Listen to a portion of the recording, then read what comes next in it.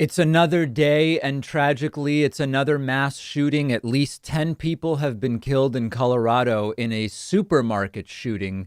As often is the case with these incidents, the details are still coming in. The Associated Press has a good summary so far, and they write that a shooting at a Colorado supermarket yesterday killed 10 people, including one police officer who was the first to respond to the scene. The suspect has been taken alive. Police have not yet revealed the suspect's name, although we know it is a male individual. Not too many other details have yet been released, and investigators are sorting through evidence. This happened at the King Soopers store in Boulder, Colorado. This is Boulder is about 25 miles. I think it's about 40-ish minutes from Denver. This was the seventh mass killing in the United States this year. We just had a shooting on March 16th, which of course left 8 people dead at some massage businesses in the Atlanta area in the state of Georgia. And, you know, I don't want to make any jokes about this. This is insane what is going on. But one of the things that was sort of different during the pandemic was that the mass shootings slowed down. And I saw someone saying, you can tell we're coming out of the pandemic because the mass shootings are increasing. And it's not even a joke. I mean, it's sad that that's the reality. The officer who died is 51-year-old Eric Talley, who had been with the Boulder police for about 11 years. He went to the store when a call for shots fired and someone carrying a rifle came in, and he was killed in the line of duty.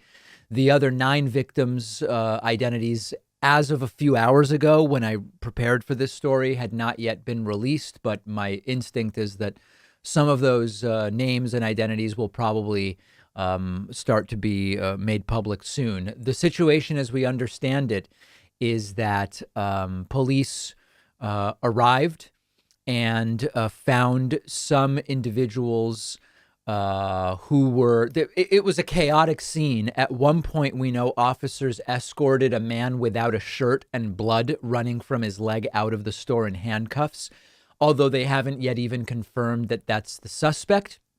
Officials have also not said whether the suspect is the individual that was taken to a particular hospital in Boulder or not.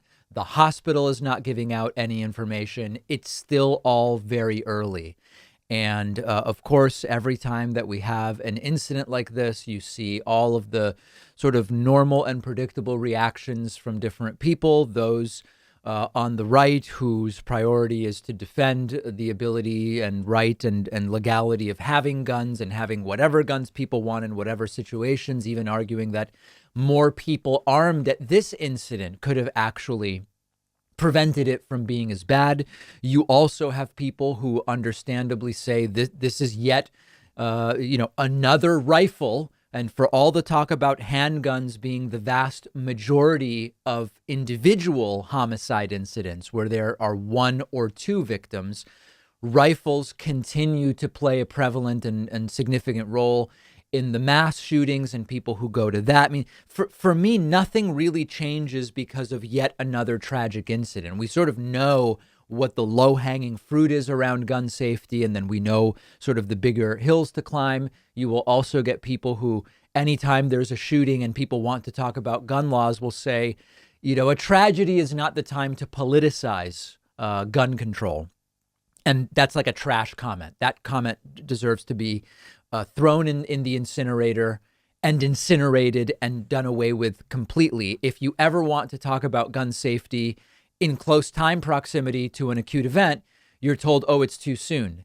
And then if you wait, you're told it's not really an issue. It's been a while since we had the last mass shooting. They never want to talk about it. And I think it's important not to be dissuaded by that. We also, of course, saw, I'm not even going to get into it because it would be the entire show, but I think many of you won't be surprised to know that right-wing networks, including Fox News, during like all night last night, when every other network was covering this, they were covering, what's going on. Why did Joe Biden trip going up the stairs? That was a big part of Hannity.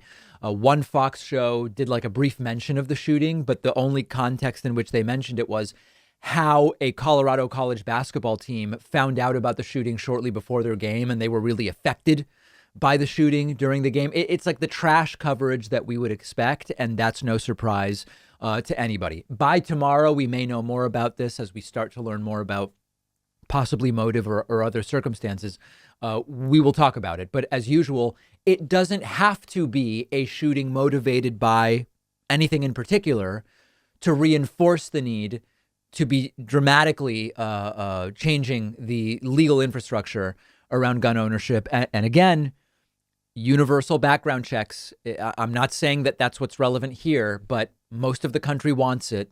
And much like with COVID relief, it doesn't matter. Republican elected officials just won't hear anything of any of it.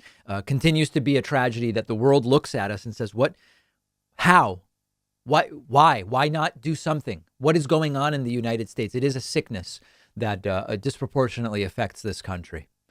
Today's show is sponsored by an excellent audio book called Takeover: How a Conservative Student Club Captured the Supreme Court. This is the latest audiobook from Noah Feldman. It just came out, and Feldman actually narrates the audiobook himself. Noah Feldman, of course, is a Harvard law professor and constitutional scholar. You may remember him from his prominent role in Trump's impeachment #1.